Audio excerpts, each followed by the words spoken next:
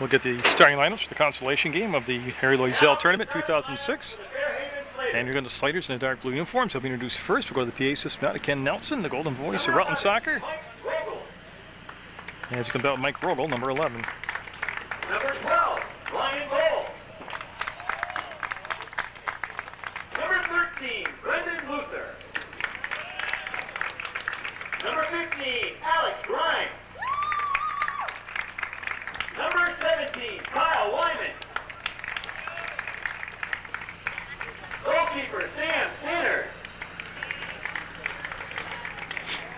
Number 30, Manuel Richards. Number 33, Nick Sisk. Number 34, Dan Ellis. Number 35, Chris Dodge. Number 36, Christoph Gusselman. And the rest of the Fairhaven Slaters. Fairhaven is coached by Kyle Rooney, assisted by Squeak Gregory. And that's your Slaters, last year's defending champions, as they've introduced first. Now the Middlebury Tigers in white uniforms, looking for their first win in their visits to Rutland's Loyzelle Tournament. They were 0-2 last year, and they are 0-1 right now. Number 6, Captain Justin Clayton. Number 7, Josh LaFlamme. Number 8, Captain Wyatt Cleveland. Number 10, Sumner Burns. Number 11, Ian Lynch. Number 14, Ross Gruber. Number 15, Captain Judson Hescock. Number 18, Tucker Meyer. Goalkeeper, Quentin Collins. And the rest of the Middlebury Tigers. Middlebury is coached by Tom Stewart, assisted by Leland Davis. And would you please now stand and remove your hats for the playing of our... Been introduced, we're set to go. This is a consolation game, and each team losing 3-0 last night to their opponents. Middlebury losing to Rutland 3-0, and Fairhaven losing to Mill River 3-0. So they're looking for their first goals of the Loyzelle Tournament 2006. We play, and now it'd be a consolation game. We play, if it's tied at the end of regulation, we'll play the 2 10-minute overtime periods. Golden goal is the rule, but after that, this game can end in a tie because it's the consolation game. Where in the second game that will come to you on Channel 15, the championship game, if that ends in a time regulation, we'll play the format we saw last year, which would be the 2 10-minute overtime periods, again, where golden goal would rule.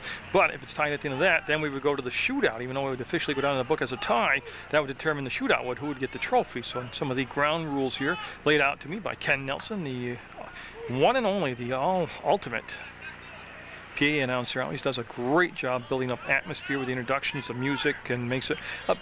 In all seriousness, one of the fans from Middlebury last night came up to me during halftime, reached in the window, or leaned into the window, said to me, this is such a big time atmosphere under the lights, the PA announcing, the music, and it's just great for the sport of soccer. And they're right, and it's guys like Ken Nelson who really add to that atmosphere and make it big for the players and big for the fans. And Middlebury is in the white, Fairhaven in the blue, and Fairhaven did win this championship last year, defeating Mill River in the opening night's action last year, and then defeated Rutland 3-0 in the championship game.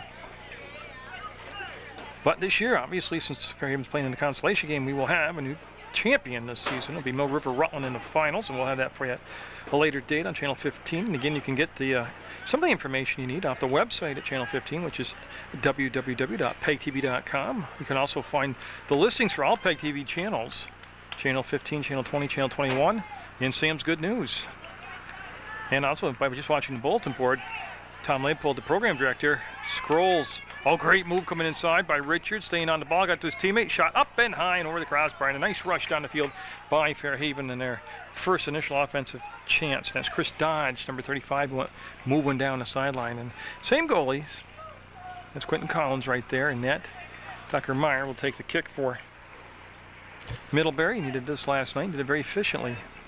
Here's a breeze blowing from Woodstock Avenue towards the broadcast booth, which means it's coming across the field from the north to the south, and that will affect corners. It's not such a violent breeze that would affect just normal, volleying back and forth with the kicks, but definitely on the corners you'll have to make an adjustment for it.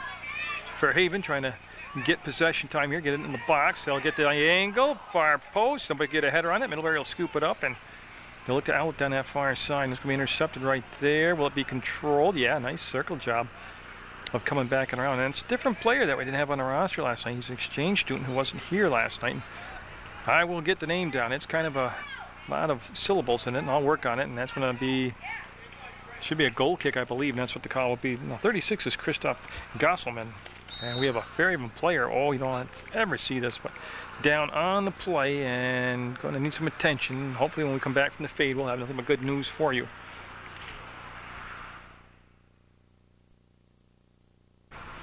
There's a goal kick, and the good news is the injured Fairhaven player up and walked off under his own power. Seems like he'll be all right and come back in. The bad news is, I wasn't sure if it was 34 or 36. I believe it was 35 or 36, excuse me. If it's 35, it was Dodge. If it's 36, it was Gosselman, but there's 36. So it was 35, Chris Dodge, who was injured. But again, he looked like he was rubbing his ear, like he might have taken a ball off it. Number 12, Alex Marshall. Alex Marshall in tonight for Fairhaven, or in this afternoon for Fairhaven, number 12. That's going to be off from the head of Myers, and it will carry out a play while I'm throwing. It is a brilliant sunshine out today. That will be important for the goalie who's in the Gleason Road end. That would be the east end of the field, because he's looking into that brilliant sunlight. And that does affect you when you're trying to pick up the ball being kicked in at you. Middlebury will take the throw. Yeah, they're going to switch up people here. And Tigers in the white uniforms looking for their first win. They were invited to the tournament last year, lost both games, and lost the opening round here to Rutland 3-0. It was 2-0 at the half, and then Rutland with a late goal. 46 seconds left in the game, actually, is how late it was when Rutland collected their third goal. Both teams in this consolation game lost 3-0, so. And it really was an offensive struggle for both of these teams last night. They didn't really generate a lot of shots on net. They didn't generate a lot of corners. They didn't have an easy time transitioning through the middle of the field. And I know they're looking for a good showing tonight. This is the Loyzelle Tournament 2006 on PEGTV. I'm Jerry Munger. I don't want you to get confused with some of the other sports you see on Channel 15. It's not as well done. I just want you to... No, you're looking at Godzik 25 to get there, and that'll be popped up and out of play, and it should become a blue throw, and that's what we have on the far side. That white tarp that makes it. Substitution for Fairhaven, number 25, Mike Godzik. Godzik into the game, 25 for Fairhaven, and it'll be off from Godzik right there, and it should stay with Middlebury, and they'll take the throw. No real test yet for either goalie as things, well, kind of really, other than the rush down the field at Fairhaven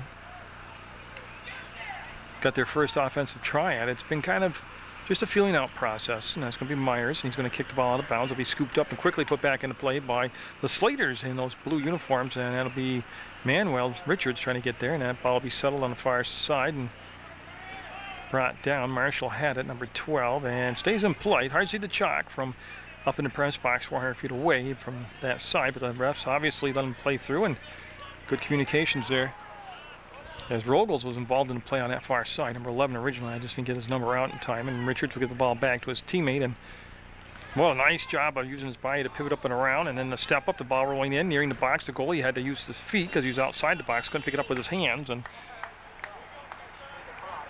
it's going to be taken, and the throw will be done around this near side, and this is Luther.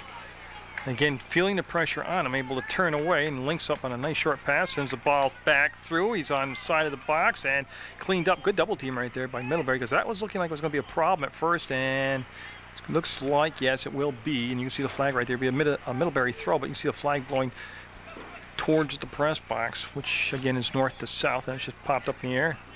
A mile, actually. And Sisk will settle it down, and it's just going to become a 50-50 ball, and no, it will not be saved. No matter how good the effort was, that was out of play. And Luther again standing right there. He'll take the throw, number 13. Fairhaven, last year's champs in this year's consolation game, and boy, they let that dangerous play go through. And by good spacing right now by the defense on the field by Middlebury. And there's layers of it on it right now, and you can see they've got the box pretty well protected. And that'll be out of bounds, and we'll have a throw In case you just joined us, Middlebury in the white uniforms. And you'll see a lot of people walk out in front of the camera. A lot of reasons I don't understand, but it happens, and I was told not to complain about it. This is Wyman, who played a fantastic game last night for Fairhaven and lost to Mill River. Big number 17, and he's able to get that deep throw in, and Manuel Richards put the shot in on net, and Collins will pick it up. And he's seen all the action so far between the two goalies, Sam Stannard and Ned at the other end of the field for Fairhaven. Good sized goalie down there, a lot of athleticism, good height to him. And I know goalies are all different. They don't want to see, 30, 40 shots. Contact called and nothing whistled down. They just let them play through. Really didn't gain an advantage for anybody who went to the ground. It was kind of initiated by both people, actually, if that's possible. And that's going to just be lobbed in, and they'll let the handball play through. It'll come up now to Collins. He'll elect just to toss it out, and that's picked right off by Rogels. And then Fairhaven, just again, they'll get the ball right back. Richards, and boy, he circled around to get some momentum behind the kick, and that gave the defense a chance to step up. Short pass picked up, ball pushed down to the corner. See Sis, showed it, brought it back.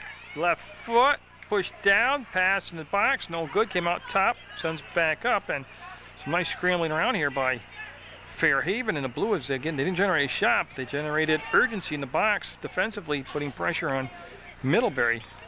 And that will definitely be out of play now. Dan Ellis out there, also number 34 for Fairhaven, getting a lot of involvement in the play. And we're going to have, you can see him wait right there on the sideline, and it's number 7, Josh LaFlamme. Number 16, Nate Marshall. And he took the throw and all right off and out of play. And that quickly will give the ball right back in the offensive end to Fairhaven. Sisk wanted to go up over the top, and he got the pass there. It's just a different route he took, and there's a jumping, leaping kick through the inline, and this will become a goal kick now for Middlebury as we're in the first half of play. You play 2 40-minute halves, OT if necessary. This game being a consolation game, Kinnan in the time, we have played just about 10 minutes. We're just shy of playing 10 minutes. And wind, yeah, there is a breeze tonight. No rain though. Nice, brilliant sunshine. Remember last night's games were played in at times a heavy downpour. Field has drained nicely. They did play a football game on it earlier today, and that will be a whistle. And oh, it's going to go kick for Middlebury. Wow. And Tucker Meyer, who does basically all these kicks when he's on the field, will get set, and you'll be looking right into that sunlight. There is a chance that before this game is over, we'll be under the lights, but it's a pretty clear sky today. And again, I'd like to remind you that Channel 15, PEGTV, is located at Building 24 in that house center, and you are always invited to come personally, come right down, come inside, meet the Executive Director, Mike Valentine, see the Program Director of Channel 15, Tom Leipold, and take a tour. As Laramie is out there, Andrew Laramie, and he's going to take the throw. And Chris Dodge, who left the game with an injury, back in there. Nolan Link, number 4 in there. And Condit, number 7 in there. That's a lot of fresh legs. And number 3, Matt Albright. So Middlebury making a ton of changes, whether it's for later in the game fatigue or Coach Ruby just unhappy with what's going on here early. And I thought Middlebury was really, or Fairhaven was really controlling basically the play right now, even though there's no score, not a ton of quality shots. They, well, Chris Dodge with either the biggest fake in history, or he actually did lose the ball. And LaFlamme will chase down the ball, and he will take the throw. There's some confusion on possession here, but it's picked back up by Middlebury now. Can I mention the website once before, and I'll mention it again. It's PEGTV.com, 747-0151. That's the phone number. And again, Sam's Good News has all the PEGTV channels listings in it. You can watch the scroll on the bottom of the bulletin board for the most recently taped games that will air at their earliest times. And new feature, it started when they got the Princeton server, which is a tremendous piece of technology picked up by PEGTV, is they play basically all the games recorded during this week on Saturday afternoon, starting usually at 4 o'clock. It's just called Games of the Week. And you play 5, 6, 7 games, whatever is handed in. And you can tune in starting at 4 o'clock Saturdays and catch up on all the local sports.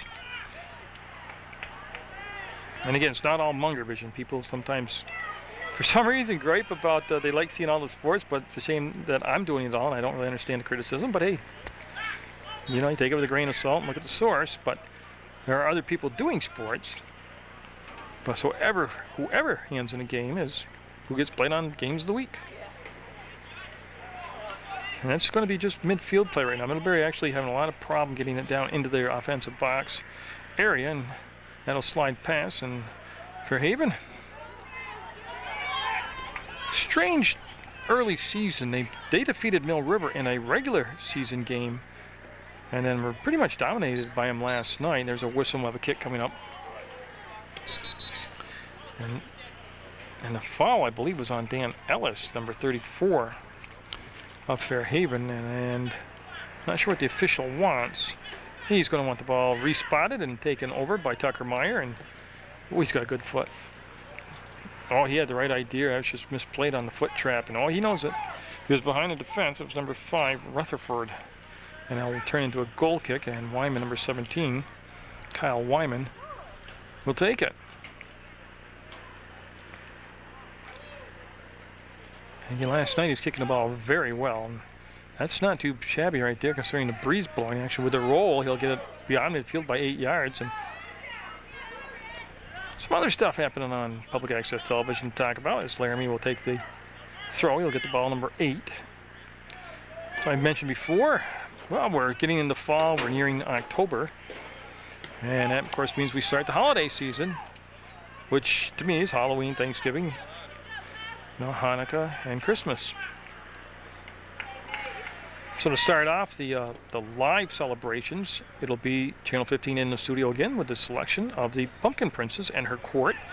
And then not only do we see it live that night, but then it'll be aired throughout the month of October and probably into November. So always fun, local young ladies, local high school students from the area. That's going to be taken under control, looking good, and there's the goal. Oh! Nice job by Fairhaven. Chris Dodge, all recovered from whatever the ailment was. We'll get the game's first goal. Fairhaven will be up 1-0 over Middlebury. And just beautiful job. Ball took a bounce Fairhaven's way, and Dodge made no doubt about it as he buried it in the back of the net. The goalie came out, really played way up at the top of the box. And Chris Dodge, who was so impressive last year in this tournament, gets the first Fairhaven goal of the Loyzelle tournament, 1-0, and that happened with just about, let's go to say 14 minutes and change has passed here. So let's get back to what's coming up on Channel 15. Again, mentioned the Pumpkin Princess and her court being elected, and then of course the Halloween parade live on Channel 15. It's a staple, it's an icon. It's just something everybody waits for, and it's, Tom Leipold on the camera, and we'll see. I'm not really sure who will be doing the talking this year. And I got to do it in 2000, and it was a blast. Had a lot of technical problems that were not my fault, but somehow I got the blame for it. Never got to ask to do it again, and I've actually had people come up and tell me it was fun. I'm by the seat of the pants guy. I'm a black sheep in the whole communications thing, but I just kind of let myself say what I want to say and have some fun, and I know what's going on locally all the time. I'm a working guy, blue-collar guy, and I never got asked to do it again, but I've had several, if not 40 or 50 people come up and say, you were a blast to listen to. They're too stiff and formal nowadays, but I doubt it'll be me on it, but it'll be the Halloween parade on Channel 15 again on Halloween night, and that'll be shown all of November. And then Sam Garuso back for the really big show, number 11. That's a Rutland County United Way fundraiser. It's a talent show down at the Paramount Theater. Alex Marshall. Alex Marshall checking in, number 12 for Middlebury. And it's 1-0 Middlebury on the Dodge goal. Middlebury playing catch-up again, like they did last night against Rutland. But that really big show, number 11, getting, all the proceeds go to the United Way. Most of the proceeds stay in Rutland County's United Way. It's hosted by Sam Garuso. There's a ton of people, though, who help him out, and he always acknowledges them. He doesn't acknowledge me by name taping it and putting it on 15, and he calls me PEGTV, which is always kind of a head scratcher because I'm a volunteer. I'm not really PEGTV. Be a corner coming up, first corner of the game, and you can see Nolan Link right there, and you can see what he'll have to contend with for the flag flapping in the breeze.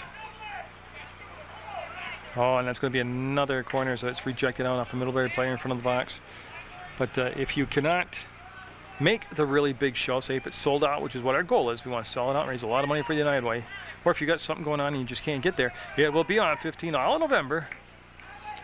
You'll be able to see singing, dancing, comedy. I mean, it's all kinds of cool acts. You know, it's really good. It's a great show. It's a really big, great show. And header just wide. Oh, that was Dodge again coming through. And boy, I tell you what, those are beautiful to watch, those headers. That just missed being goal number 2 for Fairhaven and for Dodge tonight. Tucker Meyer will take the kick, and that was a close call for Middlebury.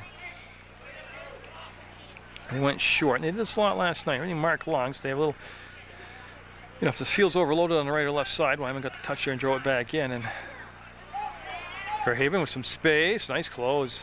Nice closing down there on that gap that had been created for Fairhaven. Looked like they were going to have a pass to get inside, and then out of nowhere, Middlebury defender came out and did a little slide kick and did a nice job. And Nolan Link will take the ball out of bounds. Fairhaven up 1-0 on the Chris Dodge goal. Fairhaven territorially has dominated this opening half of the first half. Laramie with the ball. Laramie going at it. Laramie will spin back to the inside. Laramie, nice job. We'll link it up with Dodge. He'll lift it just a tad too high. Yeah, nice job by Fairhaven keeping pressure down there. We've got 22 minutes left to play in this first half. We've got 18 minutes have elapsed. And now we're going to have the kick. Again, Tucker Meyer. You'll be hearing his name a lot tonight as he is a sweeper and he handles tons of the kicks. And the championship game will be Mill River taking on Rutland. And again, that will be shown at a later date on Channel 15. And you can also call up, if you see it on the schedule and you're like, oh my gosh, I'm at work that night, or I got a meeting that night and I won't be able to be there, or it's grocery shop night and I won't be able to see the game.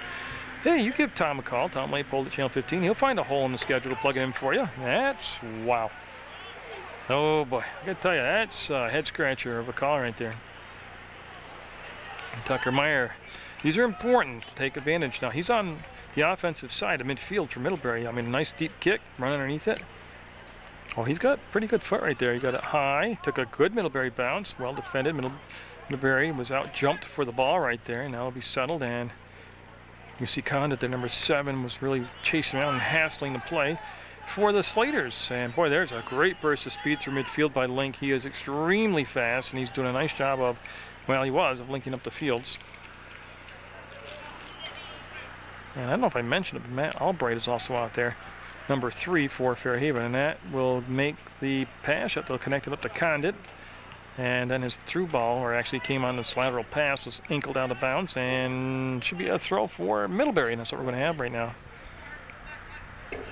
That white tarp over on that far side, and once it's illuminated by the sunlight or by the lights tonight, it just raises the devil with the iris on the camera. But they put it down there to protect the walking track or running track, the red track, and that's good call. There's hands out there.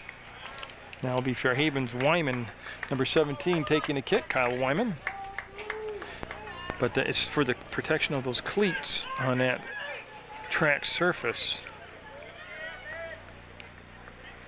You know, then of course, the deeper we get into the holiday season, Channel 20, Chris McCormick's channel, the educational channel, he'll have all the holiday choir musicals at the school. High schools put on the choruses. There we go.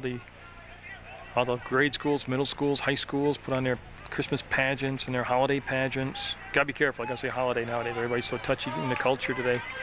You can't say Christmas, but it's all the holiday music and holiday, like the Christ the King puts on their holiday play and all that, and it's on Channel 20. It's got all these good stuff to watch. Local programming. It's the only way to go. Laramie will cross the ball on a beautiful cross, takes a Fairhaven bounce, so dribble it down forward. He's going to come to the side to Dodge. He's been everywhere, turns, fires, and going to just miss it on the far post. That was a great effort on a tough angle. And the official, Mr. Adams, with the indication that it'll be goal kick coming up for, yep, you guessed it, Tucker Meyer. Middlebury substitutions, number 6, Justin Clayton. Number 19, Jonathan Gross. Now what he's waiting for right now is the subs come in. I got to tell you, for the consolation game, excellent crowd. Number 9, Chris Bashaw. Number 33, Nick Sisk. Chris Bashaw, Nick Sisk into the game for Fairhaven. 13, Richards, 30 out there. 13, Luther. 36, Christoph Gasselman. Gasselman out there, 36, I believe he said. And 25, Mike Gozik. So a lot of subs again for Fairhaven. They're going to huge units of subs tonight, a little different than we saw last night. And they've, in case you missed it, Fairhaven's got a 1-0 lead on the Chris Dodge goal. And we're in the first half at 18 minutes left to play in the first half of the consolation game of the Harry Loyzelle tournament. Now I'm looking, I haven't seen Harry yet tonight. He's usually always here because he presents the trophies. Quite an icon himself, a legend in the school and athletic area here around the whole state of Vermont and New England. Entering for Middlebury, number 26, Dylan Quickie. And they hold up on the subs and they'll come in. Each team being very liberal on the subs tonight. That's good. A lot of happy parents. Nobody will be griping about playing time. One of the many obstacles coaches face. And yes, the Tigers now with the throw. And it's a rocket and it's out of play and it never was touched up. And with 17:24 to go, we will have Dan Ellis take the throw. And there he is right there, number 34. And Kyle Ruby is the head coach again at Fairhaven. And Slater's winning the championship last year over Rutland. And in last year's consolation game, Mill River defeating Middlebury. Of course, Middlebury involved in the opening round last year. Rutland with that phenomenal never-ending marathon game that ended up going to the shootout. Rutland winning the shootout 4-1. And that's going to be just popped up and out. I believe that was Grimes 15 there with the ball. And yep, nice catch on the sideline. He was ready to put the ball right into play on the throw, and they're going to switch up, and yep, they're just playing hot potato right now with the ball. Returning for the Tigers, number 10, Tucker Byrne. And that's just going to be headed up and out of play. And it'll be the same thing, just 10 yards closer as Middlebury, looking to generate some type of possession in the box, some kind of offensive rush, make Sam Standard make a save. Of course, Standard, a very, very good goalie for Fairhaven. And that'll be Fairhaven. Dan Ellis taking a firing to Gonzik. Gonzik got that high leg lift up. Couldn't control it. And it's just still a 50-50 ball. And now it's going to be Fairhaven just turning, firing past Gonzik. And work the ball backwards. Middlebury will to go forward to Tucker Meyer. And again, he kicks off balance very well. Gets a lot of power, even if he's going away from the ball or going laterally the ball. And he's a big, solid guy as far as the sweeper position. He just... Sweeper shouldn't be seeing the ball as much as he does in these tournament games that we see. That's a pretty nifty move, and still going forward on the carry of the ball. And yep, they let him play through there. That's going to be dropped up over the top, and it will kick and be out of play. And again, let me get you number 4. That's Oakley Clark, who was doing all that hard work for Middlebury, number 4. Start saying, great crowd on hand. Bleachers over half full. And for soccer, for Rutland County, that's pretty darn good. And they crawled up the back of Luther. And it should become a kick, and Wyman coming up, number 17. He'll take the kick for Fairhaven.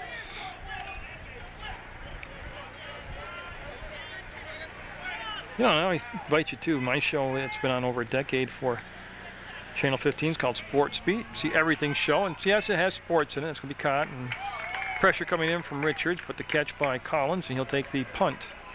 Sports Beats is a show that you could see sports, local coaches, local athletic directors, local student athletes. But you can also turn it on and see cooking, woodworking, just about anything, kayaking, canoeing, hiking. I've had the logger on. I've had Mark Garrow for NASCAR on. This is Sisk. I mean, I've had professional hockey players on, professional sports writers from the Saratoga Post. I mean, basically you can find anything on it. Ellie Ciccarelli comes on a lot, does a lot of crafts and artistry and painting.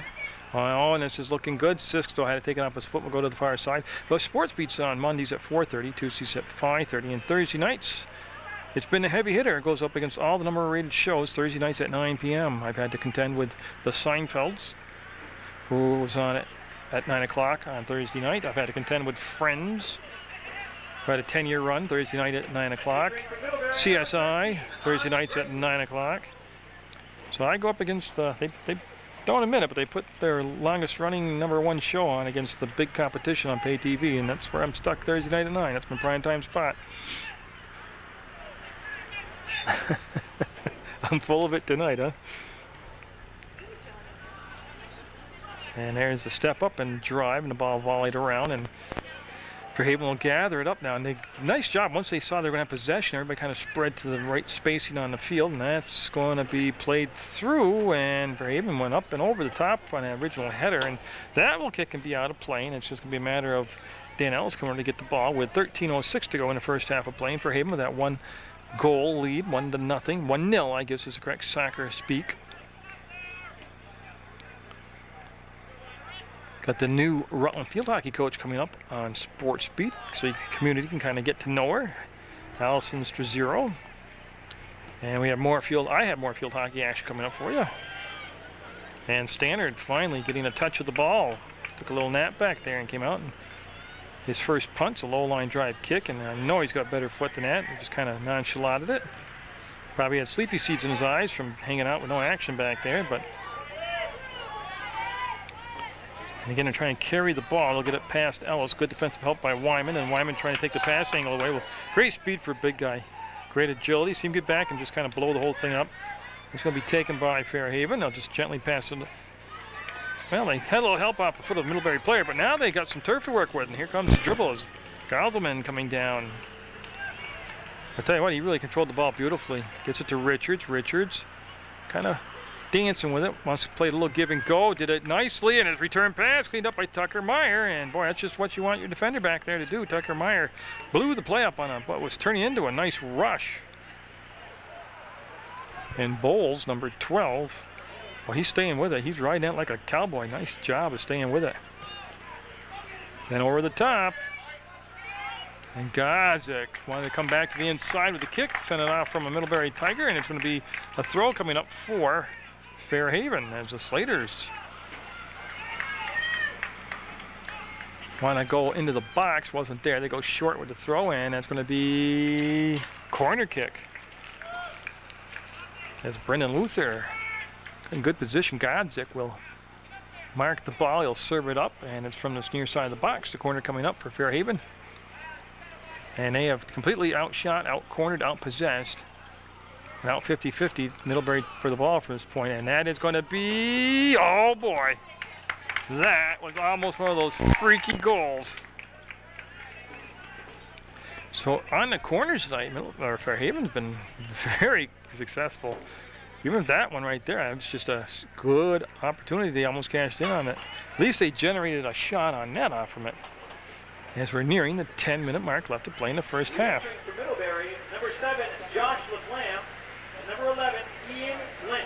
Okay, now that guy's got the ball, and he won't give it up. Okay. That's because he's a player. He was a coach.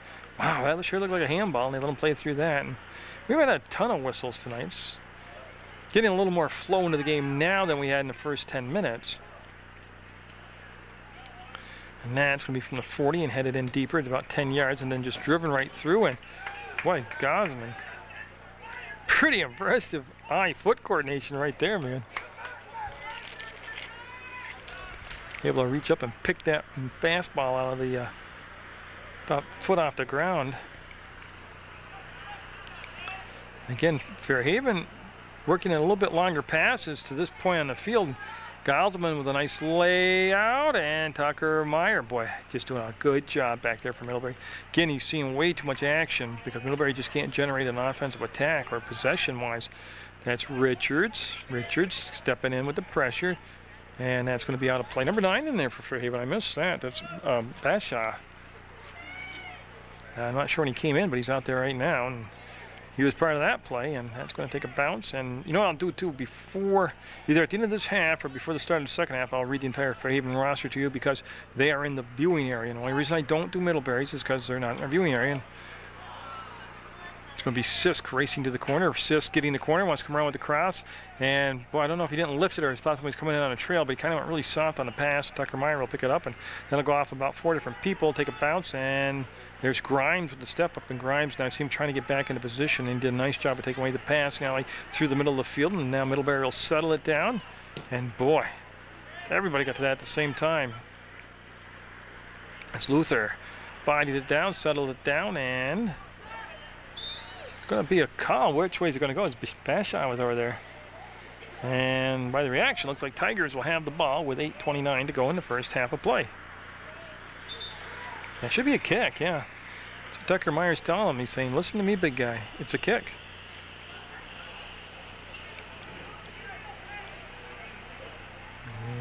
I'm not quite sure what the hand signals were, but that's about what I thought he wanted to do. And boy, if they can, oh, Standard came out.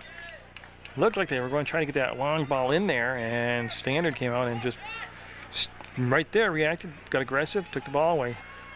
Gosselman, oh, he's going shoulder to shoulder. Tucker Meyer slipped down on the kick attempt, got it wide and cleared it out, and a good job again by Tucker Meyer, number 18. Not that there's an all-tournament team, but if there was, I was sure he would be on it as Bowles, number 12, getting physical, and there's Wyman coming over. And that's what he did last night. He played very well back there for Fairhaven defensively, and he'll hit the sideline out of play, and that will result in Middlebury getting the throw as they're down just to 1-0. Looking for the tying goal, getting later here in the first half of the first 40 minutes of soccer from the Harry Loyzelle Tournament 2006.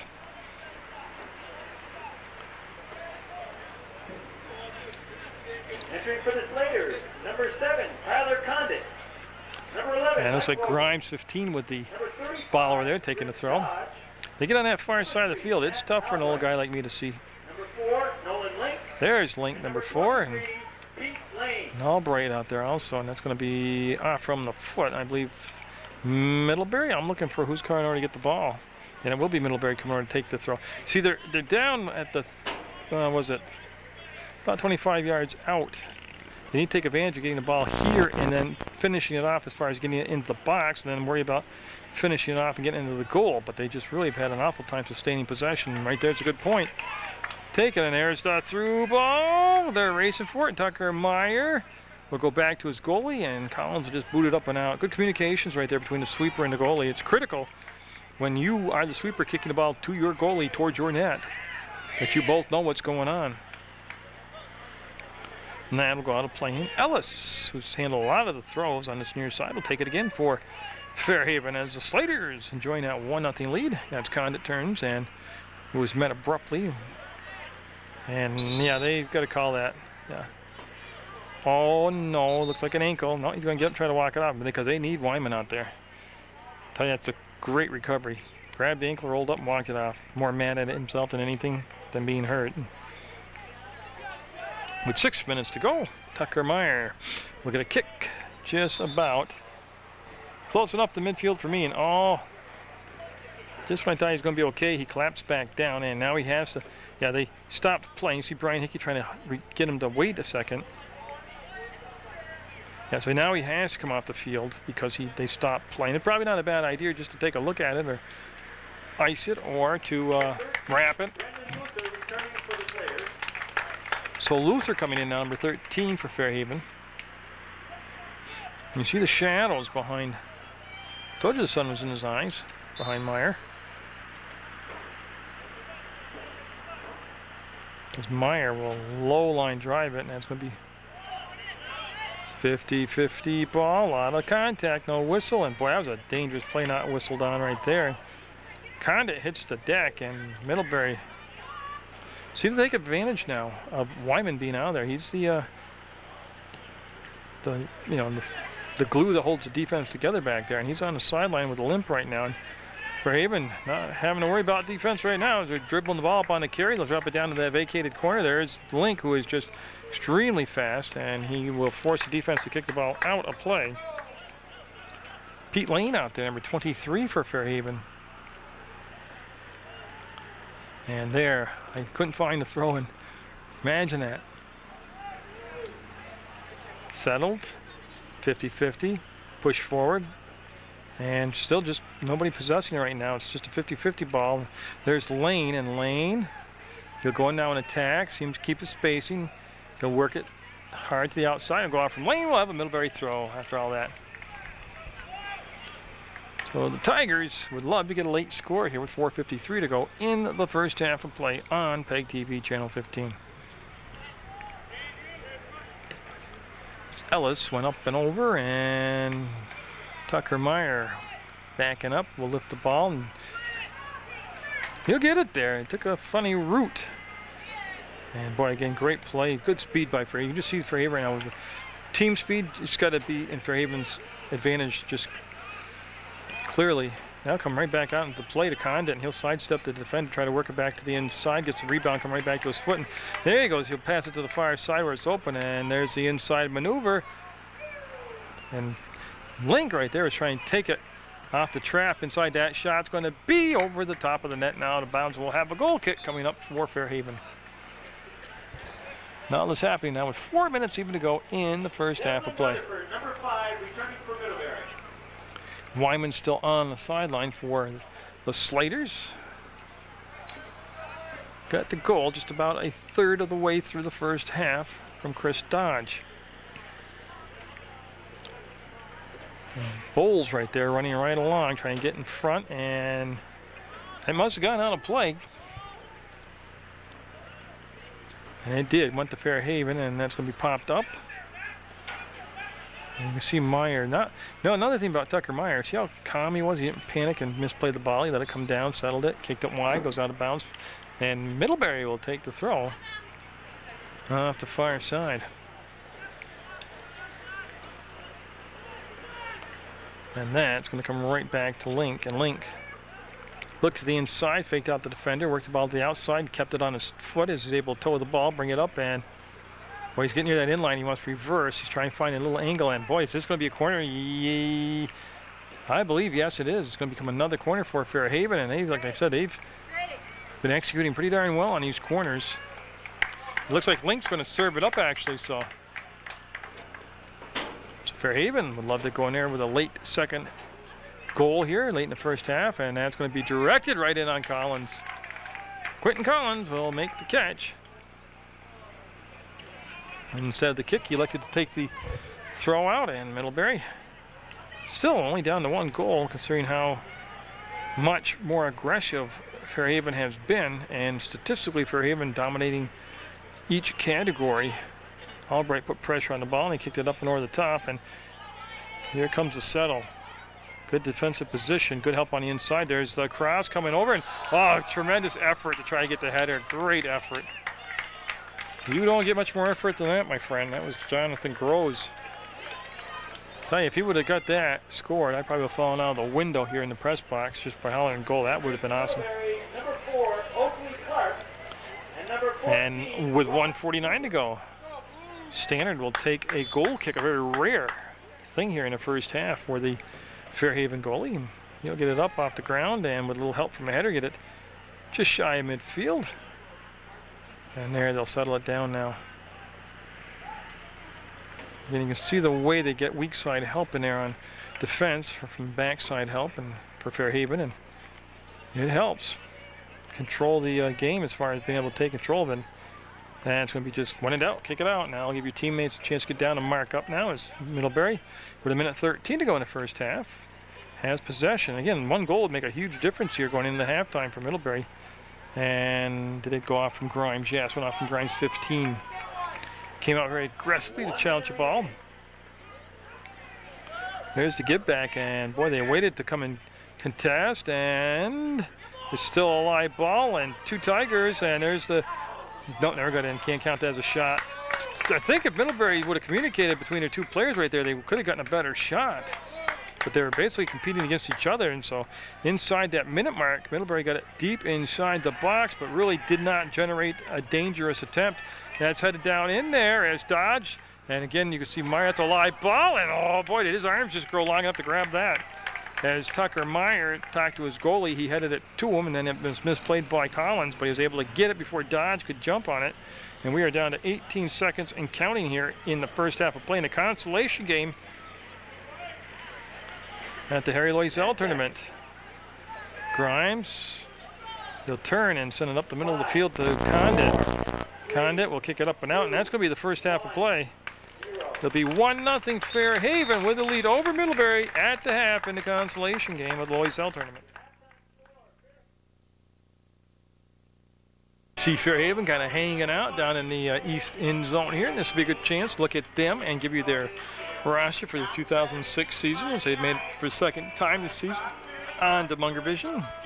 They have Sam Stannard, he's on the goalkeeper, and then number 3 is Matt Albright, number 4 is Nolan Link, 7 is Tyler Condit, number 8 is Andrew Laramie, Chris Bashaw is 9, he's also a goalkeeper. Evan Davis is 10, Mike Rogels is 11, Ryan Bowles is number 12, 13 Brendan Luther, Alex Grimes is 15, 17 is Kyle Wyman, Dan Inferna is number 18, Tor Ekstrom is 19, Travis Pettis is 21, Pete Lane is 23, number 25 is Mike Godzik, 30 is Manuel Richards, 33 Nick Sis, Dan Ellis 34, Chris Dodge 35, it's Dodge who's got the game's only goal, and 36 Christoph Gosselman, and the coaches Kyle Ruby and Bob Squeak Gregory, and that's your roster for Fairhaven. Hope they've enjoyed the soccer action brought to you by Munger Vision in the Fairhaven area, and it's 1-0 at the half, and we'll come back with the opening possession of the second half of the consolation game. The opening possession here as we get set to go in the second half of play. They're in the white uniforms, they're down 1-0. They got to find a way to get some pressure on Sam Stannard, the goalie for Fairhaven. They had problems getting pressure on Brendan Golobietnikoff last night, the goalie for Rutland. They really just didn't generate corners or shots or possession time. They're down with just 1-0. It was almost 2 as Chris Dodge had the first goal and almost had the second goal. The only offensive flash was Middlebury late in the first half on a cross that was a diving attempt at a header like a Superman flying through the air type deal, but just didn't happen. And number 13 now will be Luther's. He'll get the ball in, and Gosselman has been very impressive in here. He'll go to the left foot and send it in, and Collins will make the save. Now it'll be the sun in the eyes of Stannard, but only that will become relevant only if they can get shots in on him. That's going to be a 50-50 ball. There it goes. The shadows starting to finally come across the field. Like I said, possibility we could be under the lights by the end of this game, definitely for the championship game, which will be seen at a later date on Channel 15. That's Mill River Boys taking on the Rutland High School men's program. Minutemen and the Raiders making it to the title game. So with the defending champions from last year, Fairhaven, here in the consolation game, that means we'll obviously have a new tournament champion this year. And Middlebury will inch it forward, and there's Albright able to drive it up and out of midair, and just they'll volley back and forth. It's Tucker Meyer, who was extremely busy for Middlebury, number 18 in that first half. He was to pick the out of midair. You can see now Fairhaven got the ball back, and Albright will go up over the top, and too long, yes. So it'll roll through the inline. We'll have a goal kick coming up now for Quentin Collins. Actually, he's not going to take it. It'll be Tucker Meyer will take the goal kick, and he's been doing a nice job throughout the whole tournament of being able to really drive the ball. And that's what you want. You want to shorten the field on your team defensively. You want to do just what he did right there. By Fairhaven just attacking Albright with a pretty pirouette, looked like a ballerina in cleats out there. Now go backwards to go forwards as it went. Originally it was touched by Bowles, number 12, and then Gosselman able to, I think I'm getting that name correctly, Gosselman able to get it picked off midfield, but they can't advance it any further. And we're bogged down in the middle of the field right now. Not a lot of action in that first half as far as spectacular stuff. The goal by Dodge and that diving header attempt by Middlebury, and that's going to be a white throw. Again, the wind is blowing from north to south across the field, right into the camera, and oh man, they let that push go. That was a big time push that they let fly through. There's Albright, looking to get the Dodge to Richards, the left foot, and he'll head off the top of the football crossbar. See the two crossbars? The lower one's soccer, the top one's football. That's what it hit, was the top one. That's why it's out of play. It'll become a goal kick. But a beautiful job of working the ball down the field, in deep, and then giving a give and go and passing right there. Nice job for even just missing getting their second goal of the game right there. Tucker Meyer adjusting his socks. Might be buying a little bit of time to catch his breath after hustling from across the field to try to defend that last scoring attempt. And that's a short kick, and Laramie will come right down with it. Laramie just keeps working it forward, and I believe it's going to become a blue throw, and that's what we'll have. Laramie will take it, number 8. That'll squirt through the legs of Gosselman and be backed up by Laramie. And boy, everybody kind of, that looked like the three-way stop up by Wilcox Pharmacy, or the three-way light, which is one of the most asinine inventions by any engineer in a traffic situation. But that's what happened right there. Everybody just kind of, boom, all 3 people had the green light. And I'm not really which is worse, that three-way stoplight at the junction of Stratton and Allen, and or the Hannaford lack of an entry and exit point where they just kind of come out on the Route 7 facing Curtis Avenue, and it's just a flip of the coin who's going to get hammered. And it'll come in on Collins. He'll scoop it up, come out, and he'll get ready to take the punt now with almost 4.5 minutes gone here in the second half of play, and there's a good punt. Excellent. But again, there's a huge gap between the first and second wave of Middlebury, and that's why Fairhaven's able to step into that gap and able to get those kicks. You see Dodge coming to pressure Collins. Going to have a new mayor this year. Maybe he'll be able to straighten out some of these traffic woes in Rutland. Still don't understand why people who don't live in Rutland City or Rutland Town get to vote out the bypass that we desperately need. I don't ever understand that one, and I'm not a bright guy, and I know that. I'd like to see the new mayor take some initiative on stuff like that. That's going to be out of play. 34:53 to go in this second half. And I can't find the darn ball. There he is. He must have gone over to the dump on Gleason Road to get that. And that's still alive. That's going to be dumped out. There's going to be the shot driven in. And you know who I don't see out there? Big 17 Wyman. Remember, he left the game limping about 2/3 through that second half. But not out there right now. And nice job by Ellis as he drives around from the butt of the Middlebury defender, gets his attention with that, and he'll turn around. It'll be controlled now by Fairhaven's Laramie. Oh, nice little trap reversal move by Laramie. Then his intended target, Richards, slipped and fell down. The ball belongs to Bowles, number 12 of Fairhaven in the blue uniforms in the consolation game of the Loyzelle tournament.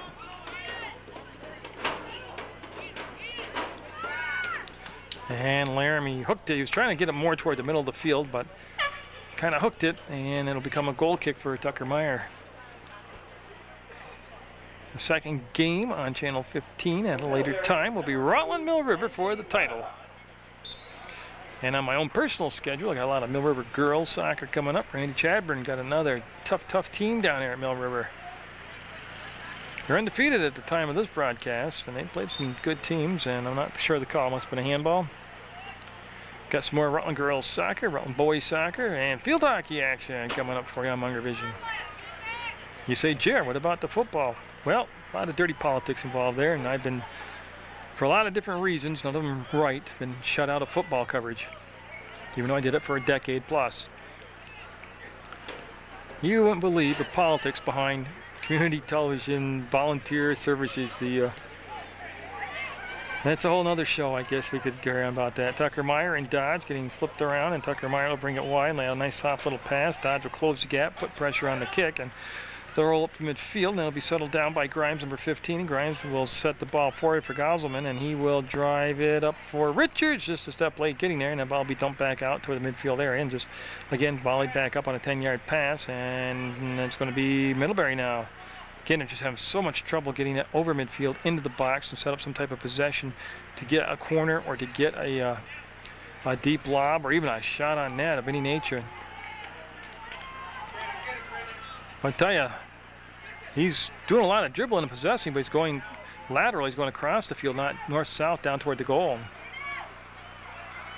Again, no support on the ball for Middlebury. As you can see, just blue shirts surrounding this guy. No way to cross it to a teammate or drop it on the backside. That was Clayton, one of the captains, and this is going to be punted up in the air by Stannard, and that will drop, and that's actually not a header, that's a neck. Went out from the neck, Richards, Manuel Richards, and he'll reverse. Nice step inside. Oh, got a little bit too fancy and had to come off his foot on that second reverse pivot, and that was a dangerous situation. Bowles, okay, but I'll tell you what, his head was going forward toward the other player's head pretty neatly there, and Luther Oh, the spinorama move. Stan Makita, for all you older guys like me from hockey, used to do that for the Blackhawks. And Collins will make the catch, and we played 9 minutes here in the second half of play, and we have the same score we had after at halftime. It's 1-0 Fairhaven, looking to win the consolation game, go 1-1 in the tournament. And that'll come back out as Gosselin will turn, and he couldn't penetrate the pass any deeper, and he'll be safe a second on the slide. There's a foot trap reverse right there by Middlebury. But again, the defensive people keeping nice stances, nice positioning, where they're not really over pursuing the ball and allowing the open part of the field. And here comes a bunch of subs in for Fairhaven. You see, that's what they're doing in the first half, too, is getting a lot of subs at a time. Not one or two, lots of them. As Bashad will take the throw. Substitution number 5, Devlin Rutherford. And for Fairhaven, number 4, Nolan Link. So Link's in there, number 4. Number 25, Mike Godsick. Godsick, 25. Number 11, Mike Rogels. Number 18, Dan Inferna. Rogels is 11 out there, and 7 is Tyler Condon. And that's going to be Albright with the ball. So fresh legs out there for the Slaters coach, Kyle Ruby, as Link getting down here, hit the out of bounds, actually went beyond the out of bounds line, and it's going to be a throw for Middlebury there in the white uniforms for Haven in the deep dark blue. And it has been an uneventful second half here. Well, two teams that struggled last night offensively really kind of struggling tonight offensively. And that's going to be pushed over to that far side right in front of the Fairhaven bench and then sent down the sideline, and it's going to be out of play. Grimes lobbying for the ball. That's a good effort, but it's going to be, I believe, a white throw. They've got the ball and they don't want to give it up, and that's what's going to happen. We're going to have a throw by Middlebury. Tigers, number 19, Jonathan Grove. There's LaFlamme, Josh LaFlamme. Had his pass come backwards, it's picked up. They lost. They should play through that. Oh boy. There's going to be a kick coming up by Tucker Meyer at the 45, the football 45. And he will set the ball down, and boy, right here, this is well within his distance to lift it, get it over that wall of defense, keep everybody on side, try to have a teammate run underneath it. Might have a little bit too much speed on you. You got to get a little more air underneath that so they can get a loft to the tad. That was just too hard. And here comes Condon. He's got some turf to work with. Look at this, the green turf in front of him here at Alumni Field, and might have kept it just a second too long. And then this is Godsick. Godsick will bring the ball back, and Fairhaven has possessed the ball like this throughout the entire game. They don't have a ton of shots on net for all the possession time. That's headed up and over to the far side where Bashad will settle it down. And boy, he's just going to drill it. And that'll be a good, easy save right there for Collins, Quentin Collins, as we're nearing the 28-minute left to play mark with a 1-0 Fairhaven lead in the Harry Loyzelle tournament. I still don't see Harry. Usually he's here watching the games. It could just be, oh, there he is, way over on the far side. I see him. I picked up his hat. See his hat. He's quite a character. Like I said, really, I mean, I don't say it as a joke. He's a legend. He's all kinds of good things. As Rogels will turn, and that went off a defender, but I don't believe it will become a corner. It's Rogels. Had the right idea, make something happen, put the ball on net, and just got deflected out of play, and Tucker Meyer will take the kick. Tigers, number 14, Ross Gruber. Number 16, Nate Marshall. As you can see right now, Tucker Meyer just waiting for the subs to clear and come in, and he'll get set. And now see the loft under that, how that had hang time? That's what he wanted to do down here on that free kick. Which I know it's easy to kick the ball from up here behind the camera. On a collision deck, everybody will hit the deck, and nice grab on the far side, and we'll have Dan Ellis take the throws. Did a good job in the first half taking the throws. Starts them off here in the second half, and Bashad and Albright trying to circle the wagons there defensively, and he'll allow a little space to get the pass through, and now Middlebury will turn, and good support. Good support on the backside coming up. I believe that was Grimes 15 it was, and Godsick will turn, get hooked, come up, nice steal, and then that's an ultimate trap when you step on the ball like that, and that's how I would play right there, and it's going to be a possession still by Middlebury. They just had it 15 yards further up the field, and there's the bump and the kick coming back, and now they'll just pop it up and over the top and looking for Godsick. Godsick's got that good speed. Right now he's just trying to toe the ball, and good job. throw coming up for Middlebury, for Fairhaven, I'm sorry, it's going to be Condit. Oh, it's found an opening in the box, the race to the ball, and the goalie, that's alive. See, he can't use his hands, he's out of the box. And boy, I tell you what, Collins scrambling, had a real sense of urgency right there, and he brought the ball up and kicked it for a second, at least out of harm's way, to relieve the pressure, and they're on that far side. And let's get the number 18, Inferno out there for Fairhaven, doing a nice job battling for it. And he'll be right out from the back, just the way he intended it. It'll come to Link, and he wanted to spin, and the ball was kicked away from him. Now it'll pop up and come free, and there's the left foot send, and right into Collins, who went down into catcher's position, made the grab, and we are just gone under 26 minutes left in regulation, and it stays 1-0. Because I really can't put my finger on why Middlebury doesn't have an offensive game. But to be blunt, they really don't.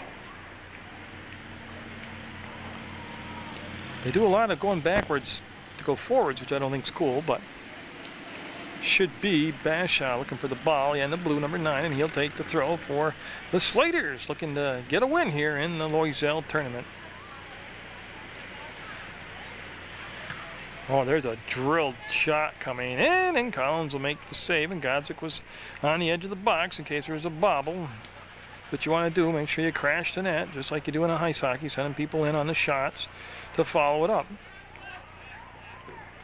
They'll lift it to the side, and Condit trapped it, used the face of a Tiger player momentarily, and it's going to be out from Condit's ankles, out of bounds.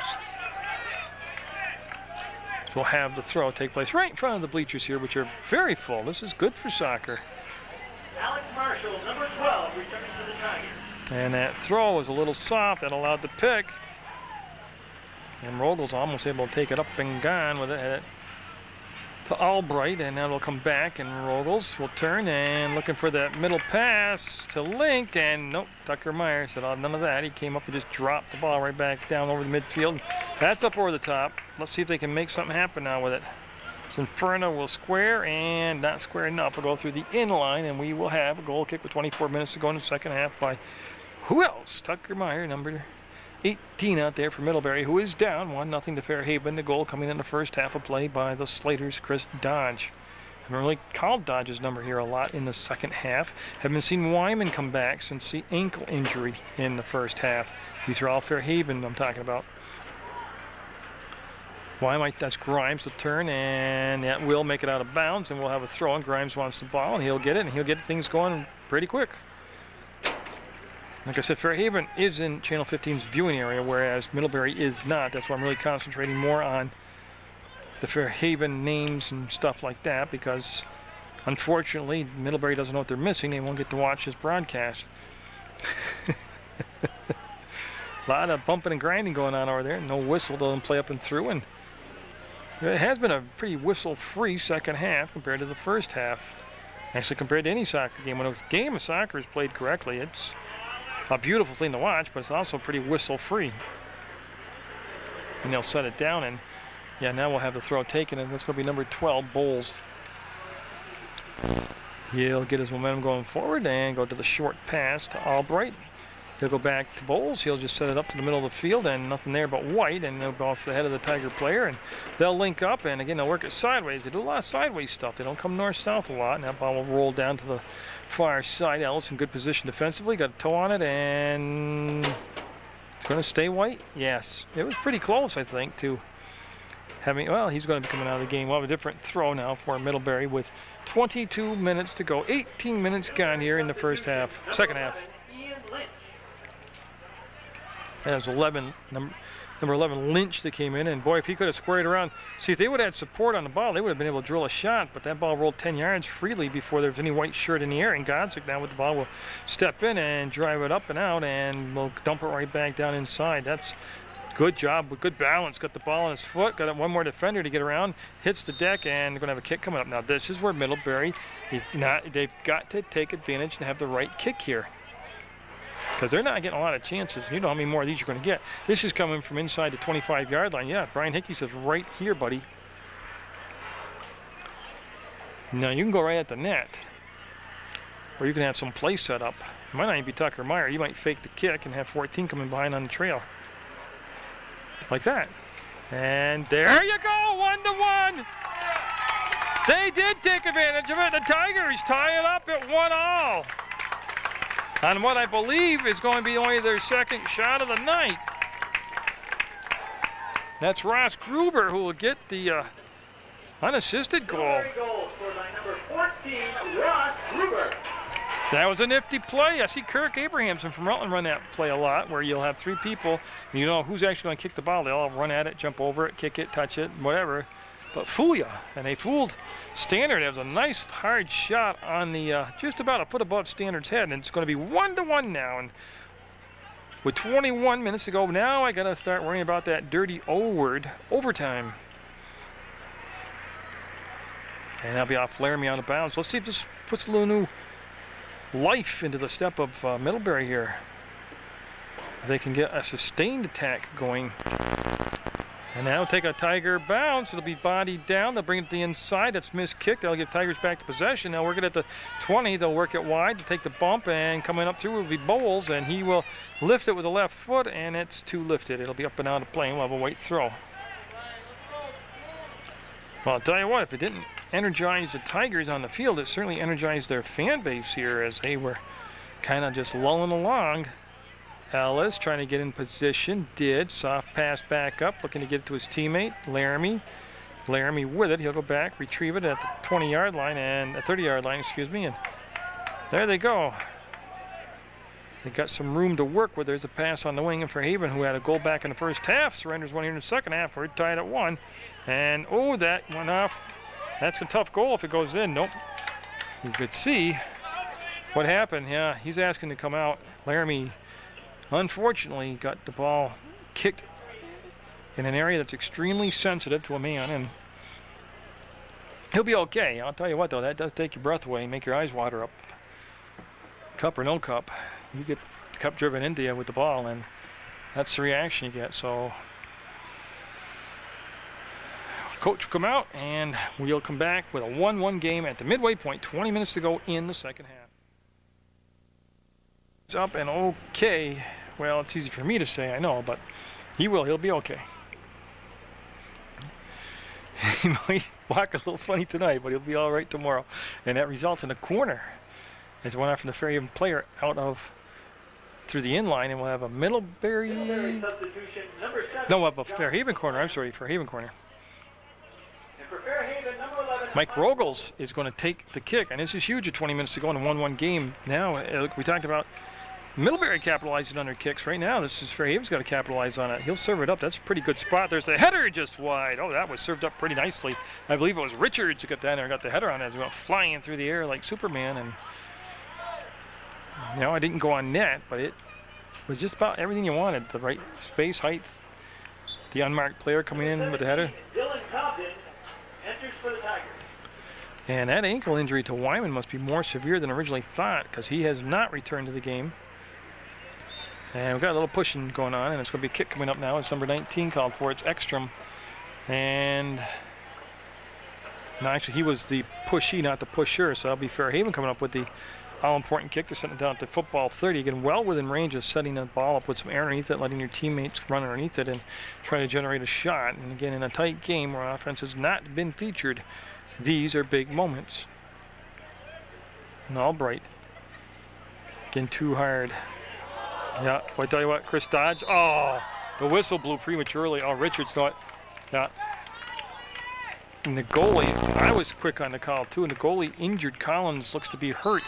Made a great save off a deflected ball off from the head, and then the follow-up they didn't allow because they had blown the whistle prematurely. And with 18:52 to go, this could be huge right here if Collins cannot continue on in net for Middlebury. Made one of the most miraculously quick recoveries, stays in the game, and that'll be Tucker Meyer with a short outlet pass up the far side, and it will be pressured and out of bounds as Ekstrom came charging at him, and we will have the Fairhaven Slaters take the throw. They were looking for a Gosselman, and nobody got it. Now Richards will go back with it. Fairhaven kind of picked up the sense of urgency here in the last couple minutes after they gave up the tying goal, and this is a race to the ball in the box, and they'll go tumbling over the goalie. Collins is good. He'll take the punt. I believe it was Dodge that was coming in on him. That's going to be both players simultaneously getting to the ball. Bowles, number 12, was there, and that's going to be just dumped back down to the 30. And that actually looked like a handball. They let it call through. Luther with it right now. Luther will regain it, send it back to go forwards. And that was just a little chip shot over the middle of the field where, oh, nice job. They opened up. There's the shot. And, boy, I tell you what, Tucker Meyer almost deflected that off his toe into his own goalie. But Collins stayed with it and made the save. And action, actually, in the last few minutes, picking up both ways.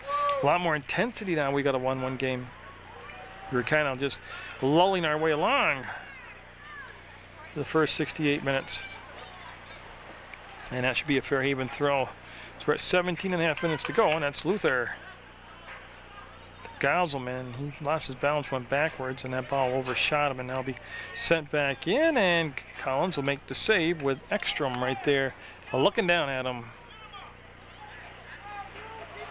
And boy, gotta know what's going on that side if they're going to just roll it out to you like that. Know it's coming, so you don't have a giveaway deep in your own box.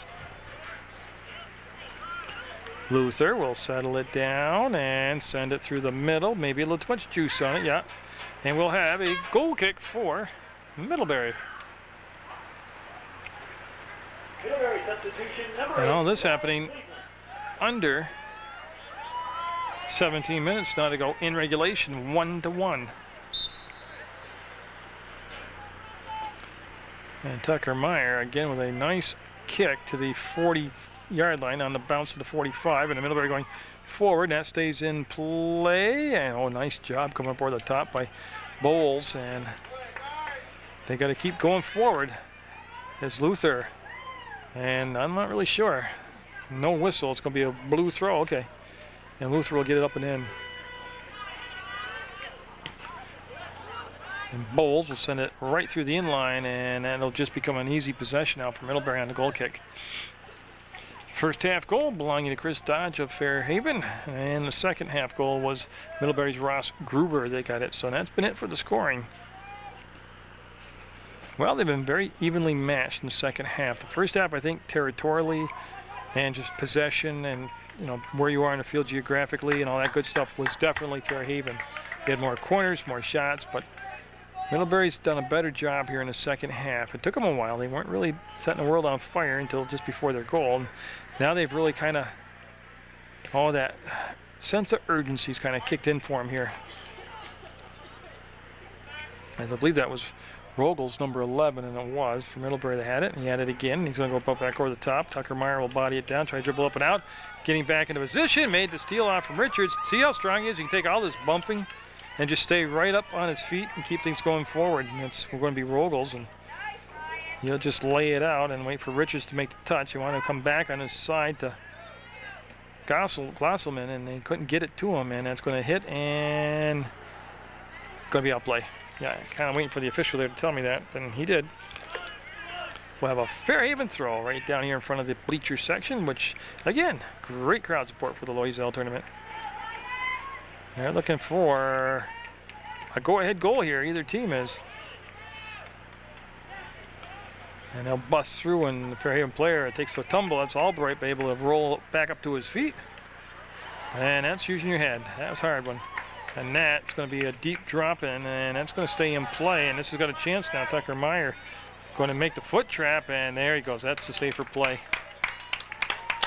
14.5 minutes to go. And it'll be Luther that'll take the throw. He went short, went to Richards. He wants to turn the corner across the ball. And, oh, no whistle on that? Wow. Wow. That's all I got to say. Wow.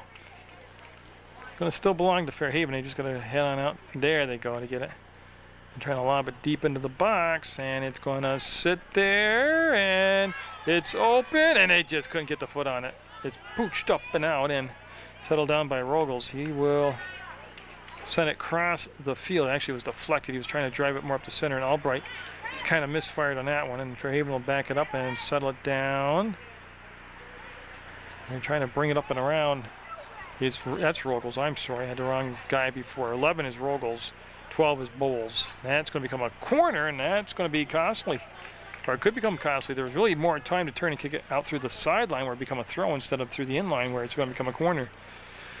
And Fairhaven did execute the corners very well in that first half. See if they can. The wind, you can see the flag has really died down, and that's off from everybody. The handball went out from Richard's hand, and we'll have a goal kick coming up for Middlebury as we're down to 13 minutes left to go in regulation. 27 minutes have passed. Middlebury the only goal in the second half. And don't forget, in the title game, it's Mill River taking on Rutland. We'll see that also on Channel 15 PEGTV. And Tucker Meyer with a nice booming kick, and Albright will jump right up there and get it. And then Glosselman will just miss it, and Ellis will turn and pop it up, and it's going to carry, and Brian Hickey missed a foot trap over there. And we're going to have subs coming in. That's why we're going to wait for a second. Number 6, Justin Clayton. And the Tigers looking for another opportunity here to get a lead. They got to cross that midfield stripe and get some possession time, and they're going to give the ball away, and we'll have a throw coming down the other way. And Fairhaven gets possession, they're getting it in deep, but now they're looking for the shots. They need to generate shots. Oh, good move right there, agility. Looking for Dodge, he'll turn away from the kick, he'll come back up to Albright, and Albright able to take the ball wide, and his pass will go to the corner, and now I'm looking for a blue jersey anywhere now. Just coming in to the picture is Ekstrom, and oh, nice job of staying with it. And nicked the line, and it goes over the line actually, and it's going to become a throw for the Tigers. They'll get into Glasman, and he'll turn, send it in, and oh, he had well marked out there was Dodge. He was coming in the box, but they had a person marked right up on him. They don't want him to get free down there and run around, and that's going to become a blue throw. And with 11.5 minutes to go, Bowles will fly it down there, and he's looking for his teammate. Tucker Meyer just did the right thing, kicked it out of bounds. Everybody will remark down for Middlebury, and we'll have a throw by Richards.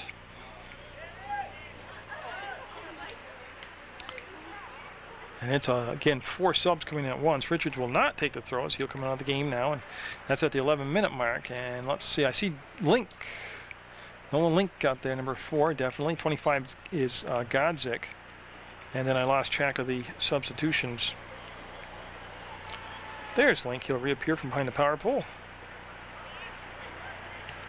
And I like Glaselman, the fact that he tries to, what the heck, shoot the ball. That's what it's all about. And that went out of play, went wide.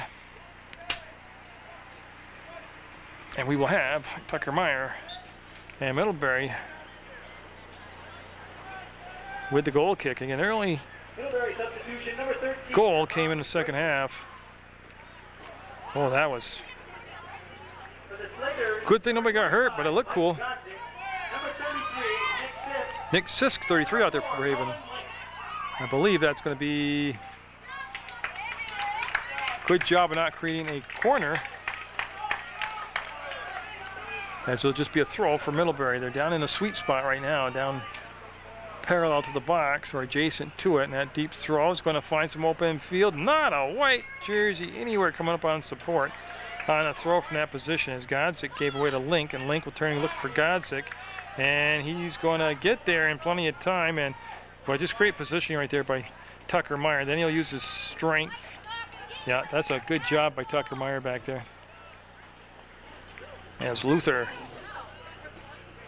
send this ball back, get it to Bowles, and again, he's just got way too much time to work with. He's going to get it up the right height. The ball will roll from behind. Here comes the shot by Condit, and he just got it on the up bounce and went up and over the crossbar.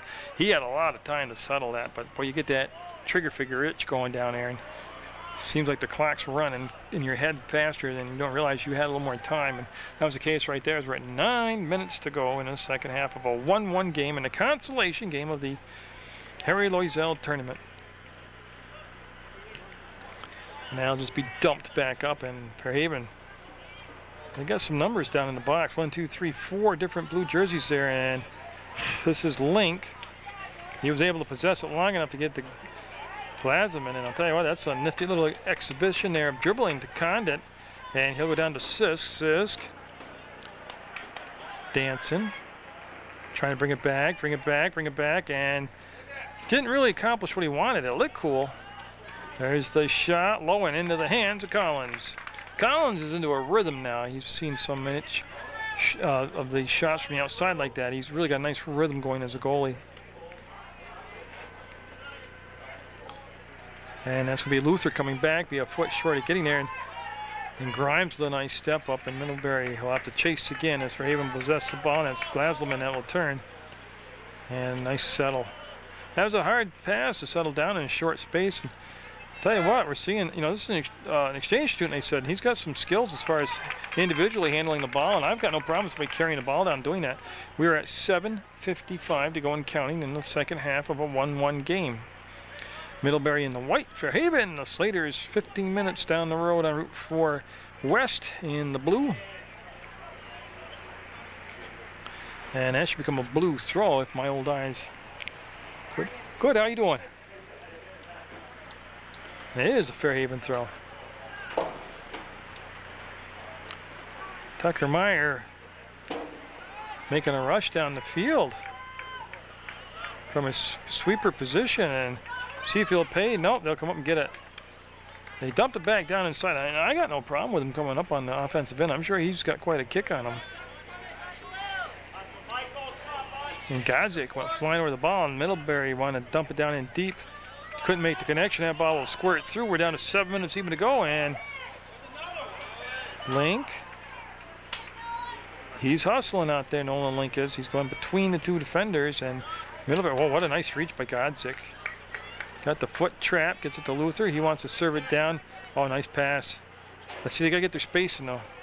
Tucker Meyer will erase that initial, you know, actually he'll get it out of bounds. We'll have a throw coming up. So Bowles will take the throw. So I've adjusted the iris now that the sun's coming down out of my eyeballs. Albright takes the bump. Boy, no whistle. Yeah, they're gonna have a whistle up here, and this is big. Albright, it's going to be okay. He's just got the wind knocked out of him, but they're going to have a kick from the football 30, and this is one of those deals where 6 minutes to go, make it count. Take your time, settle it down, concentrate, focus what you're doing. You see Ellis is there as one, and here's Albright. This is where Wyman would take the kick, and he wasn't there. It's too high. Yeah, high and wide. And remember, Wyman got hurt. Seemed like an ankle injury in that first half. He hasn't come back, and that would have been his kick right there. But Albright, right idea, just inches wide. As Tucker Meyer and Middlebury tied this thing up in the second half.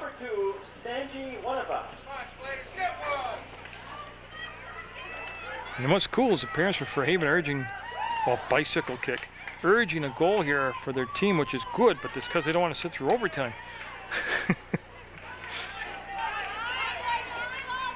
There it is, and oh, nice job of converging down there defensively. Bowles, Grimes, and I missed the other number.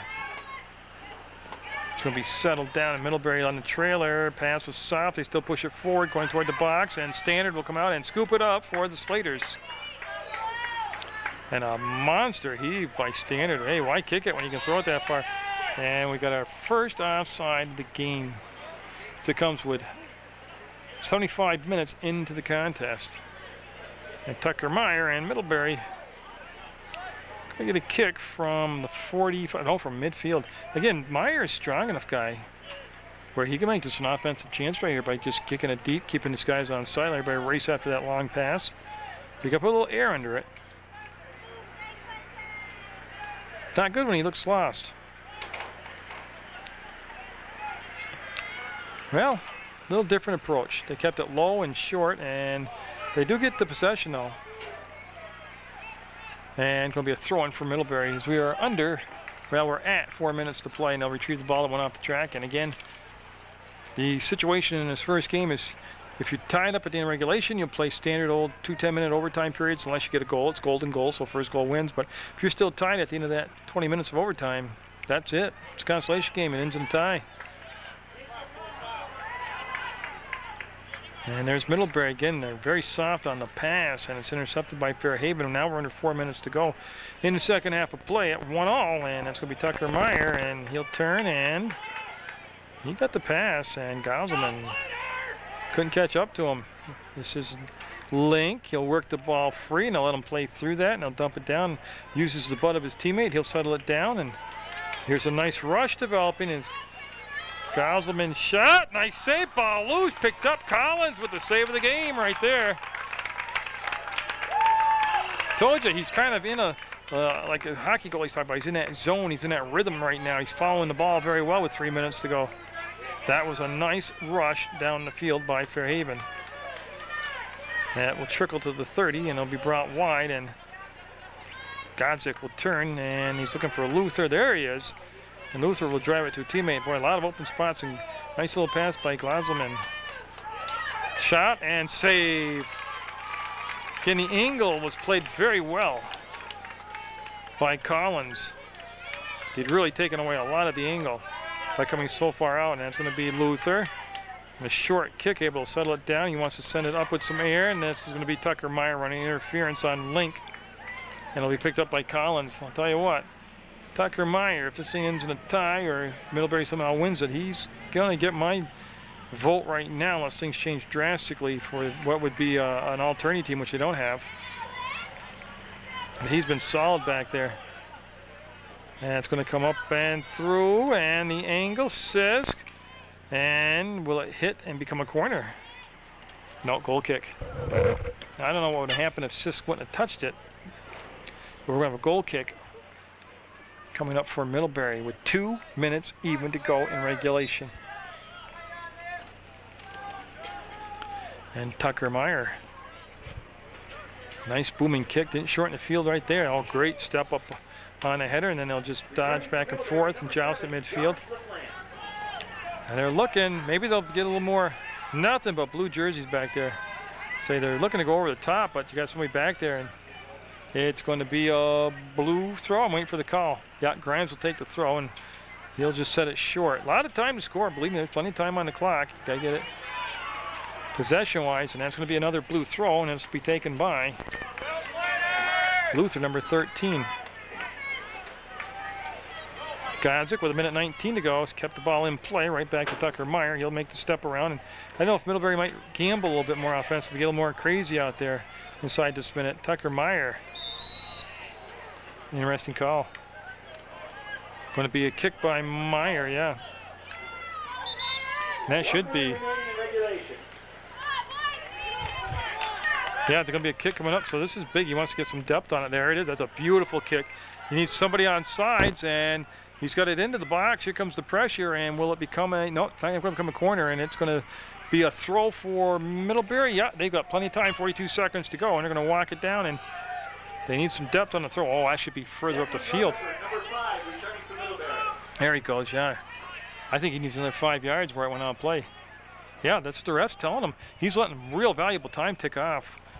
It's 25 seconds, and there he goes. That's where the spot should have been. That cost him a lot of time of possession. And that's up, up, up, up, and out of play. We're going to go to overtime in the Loyzelle tournament consolation game. 1-1 Albright. If he's smart, we'll just let the time expire here because you want to give away short on a kick. Yeah, there it is. We're going to go to overtime in a 1-1 game in the consolation game of the Loyzelle tournament. That's a beautiful sunset here. As we head into overtime to the Loyzelle tournament, I just want to get some cool footage. So there's the sunset as we head to OT.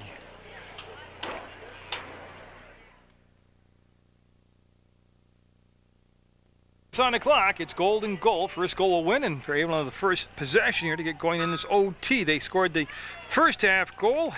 It was Chris Dodge with their goal. Then Ross Gruber got the second half goal for Middlebury. And in case you're just joining us, first of all, shame on you. Where have you been? You're missing the Loyzelle tournament consolation game, and this is Middlebury in the white uniforms, Fairhaven in dark blue uniforms, and it's been pretty equal from the second half on. First half, Fairhaven really did statistically dominate the game.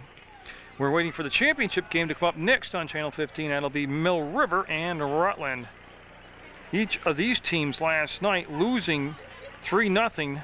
Middlebury losing 3-0 to Rutland, and Fairhaven losing to Mill River 3-0. There's Tucker Meyer, and he played a great game. Number 18 for Middlebury. He came up, had possession. He's going to get the ball back, and they're looking to be a little more wide open here offensively, I believe Middlebury is. They've gotten it to OT. This will be Bowles, number 12, taking the throw for the Slaters. Now the Slaters were hurt in the first half when they lost the services of Wyman, number 17, their big sweeper back there, and he has not returned to the game. I haven't seen Laramie come back into the game either. Remember, he left about the halfway point of the second half. There's some key people. It's right there, Nolan using his face to settle the ball down, and that's going to be dumped back out, and it will kick and hit, and yes, it will go out of bounds. We'll have a blue throw coming up at the football 30. As Bowles will get set. And again, since the Middlebury goal, they've had a lot more step, a little kick in their step out there. They were playing rather flat, and it's amazing what a goal will do for you. That'll roll down through and be erased by Albright, and again, they'll just joust back and forth in the midfield area right now. They go up over the top. They got to stay on sides. They do that. It's headed right back out by Grimes of Fairhaven. Settled down at midfield. A nice little pass to himself, then to the knee. And as he falls down, he's able to get the pass to his teammate. Now they got to get their spacing back. They'll work it wide, take the bump, no whistle on the play. And there's been a lot of contact tonight. They've let play through, and I do enjoy that much better in a soccer game. And Richards, he'll reach back, collect the ball. Richards, can he save it? Yes, he did not cross all the way over that sideline. And now it'll become a blue throw. We've played just about 2.5 minutes of this first overtime period, hopefully the only overtime period. It's going to be a late supper tonight, and that ball will come back and be settled down by Luther into the top of the box. They need support on the ball, and boy, it's just laying there. Now it's possessed by the Tigers, and again, they'll go up with a 25-yard pass to the 45, be settled down. And that's Ellis going back down in that vacated corner. Dodge. And he'll spin around, and he was trying to go through LaFlamme, and LaFlamme and Dodge with a little, about as much of a trash talk as you'll get in soccer right there, as they were pushing and shoving and no whistle. Ellis came up to contest the spot, and the ball popped up high, drops on to the Middlebury side, still up in the air, 50-50, ball set forward. Grimes taking the angle and got there. Will it become a corner? And no whistle, must have stayed into play. Nice job by Grimes down there. He'll get it to Ellis, and he'll take one dribble and have it taken off his foot out of bounds on that far side right in front of the Slater bench, and it'll be Fairhaven taking the throw. And again, they found the open man, and just straight up in the air. Been a lot of play like this right here in the second half. We're in the first overtime, watching the Harry Loyzelle Tournament 2006. And again, they have, in the second half, bought Tucker Meyer, their sweeper, up on some offensive rushes, and they haven't done yet here in the overtime period. It's almost 4 minutes old, but he's a big kid. He gets coming down the field. He's got a strong foot, and Albright having a discussion with Standard. Looks like Standard will take the kick, and Albright will go out and become another person to pass to in the field. And he'll find a little seam and get it up to Link, and Link, unable to control it, will lose the ball back down into Middlebury. They'll work it to the center of the field, and then the ball comes out to that far side, and they'll chase. And will they go backwards to go forwards? Yes, they will. Now they'll dump it down to the center of the field, top of the box, near the arc, but not in. In Fairhaven, that fast-paced offense from the first half has disappeared here in the second half. So what they're waiting for right now are the subs to come in and clear, and the official gives them the good-to-go sign, and they'll come back to the 30-yard line. Again, Albright will come out and attack the ball. They had a chance to go quickly with the pass down in the box, but just that hesitation gave Albright a chance to come out and really step up on the defense, and that ball will go on the bounce, and we'll have, there's Laramie. Remember, he left the game in the second half after getting kicked with the ball where you don't want to be kicked, and it'll be Laramie taking the throw. And he looked for Dodge. The ball went by him, and that's just going to be hammered up over the top, and it will stay in the play. Yeah, Ellis turned, and it'll become a throw for Middlebury. There's a spot on the field where you really want to make sure you make your throw in count. Nothing open down in the box, and Grimes had it, lost it. They'll come back, and again, just not really a big purpose on the kick, and that's going to be sent up. It's waved at, missed, popped back up toward this near side, and that's a hot potato right now. Goes into the official, and we will have a throw coming up now for Bowles, number 12. He'll get it off to Rogels. He'll pop it up, and it'll land at the 15-yard line, and Right now, play just very chaotic. Not really nobody possessing the ball and passing with a purpose. More just volleying back and forth. And we're at 4 minutes to go. 6 minutes have gone by in this first overtime. And again, if we end in a tie here, we'll go to a second 10-minute overtime period. And if you don't score there, that's the way it ends. Championship game will have the shootout after 2 overtime periods. If we get that far, hopefully we won't. As LaFlamme will come up, number 7 now, and he'll try to take the turn on Laramie. Stays in bounds. Nope, he was called out on the sideline, and we'll have a blue throw near midfield. And probably by the time they release the ball, it will be midfield. And that's where he'll go, down that far side, and didn't link up, and Richards got there late. Tucker Meyer will pop it up right to the center field area of the football field, and that'll be just, again, right now they're looking for a bounce. And there it comes, and then Collins will get there. Quentin Collins, again, had a super second half. He didn't allow any goals in that second half, and I think he had 8 saves in that half. He developed a nice rhythm, and he got his kicking down, especially his punts out of the air were very good. As we're at 3 minutes left in the first overtime. It is golden goal, and nobody's really come close here in this overtime period. That's Grimes there defensively. He'll work the ball to the outside. LaFlamme will take it, try to work it, get the cross. He's got the corner. Nope, he hit, went out of bounds. See, Bowles will send the ball over. We got 2 balls on the field right now, and that's what the whistle's for. They're going to bring it back and have Laramie restart here for the Slaters.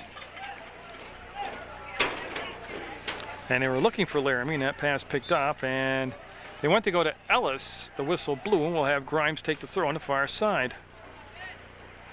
As the lights are on at Alumni Field, as we're in OT, it was 1-0 to the midway point of the second half. Fairhaven had the lead, and then Middlebury able to take advantage of a direct kick and tie it up, and Richards went to turn, and he's lobbing for and getting the throw for Fairhaven with 2:03 left in the first overtime session. Gets it deep into the box. It's popped up. They need a body on that side to support. Laramie stayed back. He's looking for the trap. He wants to go with the dribble, and LaFlamme doing a nice job riding him, taking him deeper into the corner, and that will come and stay in play as Fairhaven, again, able to get possession but not do anything with it down in deep. That's Dodge 35 there for the Slaters. Nice step up. Ellis putting some air under the ball, and it's going to be caught by Collins. Nice touch on the ball, but if anything, he just got it a tad bit too deep, and 1.5 minutes to go in the first overtime. Good kick by Collins. Didn't shorten the field on his defense, and a nifty move around Albright, and nice step up. That was Rogels with the step up. He'll get it to Link, and Link spinning around looking for the ball, can't come up with it. And Middlebury couldn't get the clear on the first kick, and this should become a blue throw, and that's going to be the call, and it'll be Bowles number 12. They'll come up and make the throw. And there's plenty of time to punch one in here or get a corner. And that's going to be, stays in play. And now Link taking the outside route, Link and Myers, and that stays in play, and it's going to be cleared out of there. And with a little help, actually the header hurt as it went back in deeper offensively. Dodge coming through, and it's Tucker Meyer who came up again, making a nice defensive play for Middlebury, number 18, as we're down to 34 seconds to go. And Fairhaven offside by a mile. Yeah, actually got 3 of them offside. Yep. Oh, yeah, got an injured player, actually. That's what the whistle was for. So the clock will stop with 28 seconds to go, and it looks like Dodge, number 35. I'll have to wait till he squares up to the camera. It's either 35 or 36. Haven't seen Glosselman here in this overtime, and that's who it is, actually. It's Glosselman out there who's limping off the field. And this all happening in 28 seconds. I believe we're going to have what they call a kickoff, which is like a face-off in ice hockey. Yeah, they're going to just drop the ball. It's going to be Rogels, number 11, out there for Fairhaven, who'll take the drop. And again, Fairhaven's in their offensive end of the field. If they can win this kickoff, 28 seconds is plenty of time to actually get a possession, get a shot on net here. Middlebury will win it, and they'll pop it up to the 50-yard line. They'll be off from Rogels' foot, head toward the sideline, and be stopped on the trap, and it's looking more and more like a second overtime period here in the consolation game of the Loyzelle tournament. As we go to 10, 9, 8, and Standard will come out, pick it up, and Yeah, barring a miraculous kick, we're going to go to the second overtime. And that's where we're at the end of 90 minutes of soccer. We are still tied at 1-all.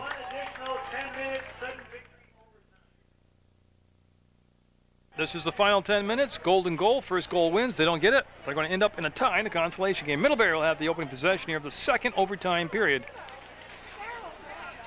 And again, not an awful lot to talk about from that first overtime. As that ball will roll down, just adjusting the iris as we're getting a little bit darker now at the field. The lights are on, and yeah, people filing in as we're waiting for them to sit down. We'll pick the action up in 1 second. It's a throw for Middlebury, and as much as you can't see, I can't see either. And that's going to go up. They're looking for Dodge, and he's going to try to send it forward. He's got a head of steam on Richards, and oh, somebody made a tremendous defensive play, and they're going to call a kick right there. Yep. This is big because, again, make it count. You know how many of these you're going to get. This is where if Wyman was in the game, oh, they're going to bring it back to the 40. Whoa. See, Wyman left the game in the first half limping, and he had been taking all their kicks like this throughout the first part of the season. This will be Albright right here. And he might put a little too much steam on it. Yeah. Right idea, just need a little more air into the ball, and Collins come out and make the catch. That's the first touch for him in the second half. We are just about a minute, 7 seconds into the second overtime period. And that is going to be starting back down offensively. That's Link out there, Noah Link, number 4. Lost possession of it, but went out from Middlebury Tiger foot, and it became a Fairhaven ball, and it's going to be settled down by Luther, and he'll work it to the center of the field, and nice little 25-yard pass to this side, and took the long route, but he got it to Rogels. They'll back off as they get their spacing a tad bit off here in the second half. They're a little bit too tight to each other, and that's going to roll into Tucker Meyer, and with the left foot, he'll just drive it up to LaFlamme, and LaFlamme will go back now, and should be white ball, and that's going to be the call, yeah. Hands from behind, and here comes Tucker Meyer with the big foot. See if he can drive one down that they can stay on side, run underneath, and in this game. That's a low liner in it. Found a white jersey down there, and now it'll just be brought wide. They'll settle, have a little time to work with, and Albright came out to challenge, and the ball will go in, and came out from Grimes right to his teammate, and that's going to be Bowles, number 12, and he'll lose the ball, and it will roll toward and leave the field to the point of a white throw as Middlebury will take it. And again, all it takes is one bounce here to get things going. They'll go through the inline off from the Tigers. 7:35 to go in the soccer game, and Standard will mark it down on the far side of the box. He'll take the kick for Fairhaven. And that was a shorter version. He's been kicking much better in the tournament. That was a short kick that was last touched by Middlebury, and Nolan Link will take the throw right in front of the Middlebury bench, and he'll heave it, but it'll go out of bounds. No chance for his teammates to make the play, and that'll give the Tigers back possession. And they want to move up, yeah, take advantage of that. Move up as far as they'll let you. Again, Middlebury in the white and Fairhaven in the blue. You're watching PEGTV, Channel 15. The website, again, for PEGTV, it's simple. It's www.pegtv.com. If you don't have access to the internet, first of all, what do you do? Live in a cave. But second of all, you can use the telephone by calling 747-0151. That's how you get information about PEGTV. And it's Albright stepped up, couldn't get it cleared. It was Fairhaven, or Middlebury with the touch-up, little pooch kick on that far side. And we're going to work it down now. See if they can cross the balls. Albright got out there, nice job. Went to a slide kick, knocked it out, and the reason that's good now, that gives his teammates a chance to find their marks and get everybody set defensively for this throw from Middlebury with 6:18 left in the soccer game. And they'll work the ball back, but again, the pass was soft, and that gave the defense a chance to react, and it's going to stay with Middlebury on the throw. A very well officiated game tonight in this consolation game. Heading it forward, and again, we'll come back down to the Tigers, and there's the drive toward the net. Oh, and the goalie Standard came out. Didn't get the play on the ball, and the header went wide, and this is Middlebury pinching in now. They're going to send it right in, and it's going to be wide. Yeah, he had a little more time, I think, than he realized to actually trap it, settle it, and send it. He tried to kick it all in one motion and went wide through the inline. Became a goal kick. Middlebury with the step up, condensing down the field, and Fairhaven a little more chasing in his second overtime than there was in the first. As Tucker Meyer will go back and yeah, he'll work it wide. That actually might become a white ball. It will be. Tucker Meyer hustled back there, and his kick went out from a Fairhaven player, and it'll be Middlebury with the throw. Again, they've done a nice job of taking link and dodge, their speed and ball skills out of the second half here. Middlebury has defensively. They made some nice adjustments.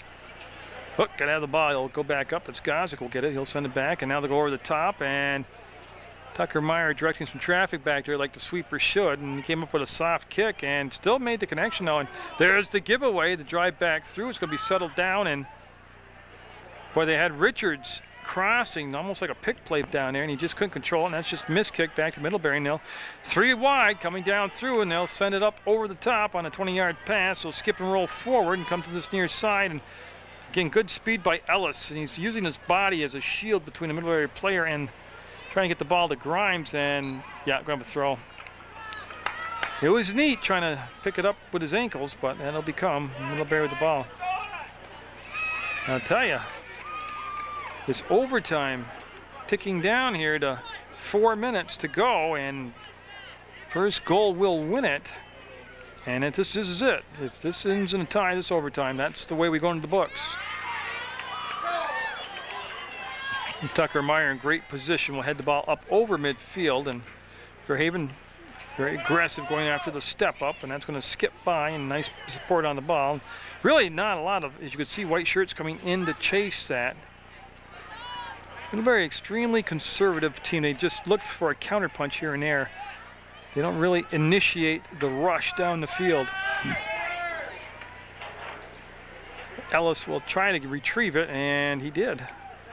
Took a good bounce for him. He got it up over midfield, and then the ball taken away, and the pass coming on this side will be Rogels, number 11, and he's trying to push LaFlamme back, and he'll spin around and make the connection. Again, Middlebury does a lot of going backwards to go forwards, and that's going to be a kick, and again with 3:11 to go, oh, we got an injured player. He'll pop right up now. He got the whistle. He'll be okay. A miraculous recovery. But right here at the where they're going to spot the ball, Tucker Meyer, this is just as good as a corner kick right here. Except they elected to go short. They didn't go up over the top, and they'll come back to LaFlamme. And he went to, I think he wanted to put air underneath it. He came up flat on the ball, and here comes a rush. 20 yards of grass to run, and he's still going, and here comes an attack by Fairhaven down the field. And the pass, oh, Tucker Meyer there to break it up. That was Richards that was deep in the box, and he couldn't give him the ball, and now we're going to have a whistle, and we got a Fairhaven player down on the field. And yeah, same deal. Got the whistle, he'll pop back up. It was Albright, number 3, and it's going to be Link taking the kick with just 2:14 to go in the second overtime. And again, this is big right here. There's the touch, there's the skip, and nobody could get a body part on it to deflect it. Came right in on Collins. He had a good sight on the ball all the way in, and that kick went by the wayside. They're trying to go up over the top. Middlebury was. One of the rare times we saw that from him. They'll go out of bounds, and we'll have a white throw with 1:47 to go in the soccer game. 1-1, Fairhaven and Middlebury. Middlebury scoring in the second half on John Grove's goal, and in the first half it was Chris Dodge getting the goal for Fairhaven. And again, enough foot here by Myers, and they could be in the box. Oh, that's a good kick. He's onside, comes back, settled. Oh, you wait so long to shoot, score. No, Standard dove out, got a piece of it. That ball's still in play, and we're at 1:10 to go. And Middlebury with the ball back, never left the playing field. Nice save by Standard, great kick by Myers. And that's Myers again, just a soft kick this time, lays it out to the middle of the field. And they're looking to send it in, and now a race for the ball. Godzik will not get there as Collins came out to the edge of the box to make the pickup. 50 seconds and counting, and with a deep kick here, Middlebury can get a counter rush going. And there's a good bounce for the Tigers. Then they've got possession, and they got a dribble past Grimes. He'll take the angle, and smart play by Alex Grimes just to take it out of play. Clock running, sub coming. I heard a horn, and is there a sub? Yes. 32 seconds, and Middlebury with the throw, and They'll go to the top of the box, and nice job coming out. I believe it was Albright. It was. Came out and blocked that kick attempt. That's going to be in the corner, and boy, there's the kick, and just wide. Middlebury saving their best offensive pressure for the last minute and a half of the soccer game. 9 seconds, 8 seconds, and barring a missed kick, we are going to have a tie in the consolation game. Yep, there's the settle, and that's it. We are going to have a 1-1 tie in the Loyzelle consolation game between Middlebury and Fairhaven. 100 minutes of soccer, and it's a 1-1 game. Now, even though I've never played soccer and I'm not a soccer purist, I'm all for a shootout. Somebody should have to win this game. But it's going to be the trophies coming out.